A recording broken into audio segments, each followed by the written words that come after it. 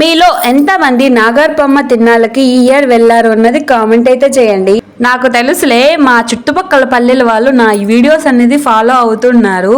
ఇంకా నేనైతే రెడీ అయిపోయేసి మా బండికి కాసంత పెట్రోల్ పట్టించి ఇంకా టెంకాయ అయితే తీసుకొని గుడికి అయితే బయలుదేరాను. మా పెళ్ళయ్యి 4వ సంవత్సరం అయిపోయి 5వ సంవత్సరం అయితే వస్తుంది. కానీ ఇంతవరకు మా ఊరికి దగ్గరగా ఉన్న నాగార్పమ్మ తిన్నాల ఇంతవరకు ఎప్పుడు చూడలేదు. బట్ ఈసారి చూడాలని అప్పటికప్పుడు అనుకొని గుడి దగ్గరికి అయితే వెళ్ళిపోయాం. చాలా మంది చెప్తూ ఉంటారు ఈ అమ్మవారు చాలా పవర్ఫుల్ అమ్మవారని, మనసులో ఏం కోరుకున్నా అట్లాగే జరిగిపోతుందని.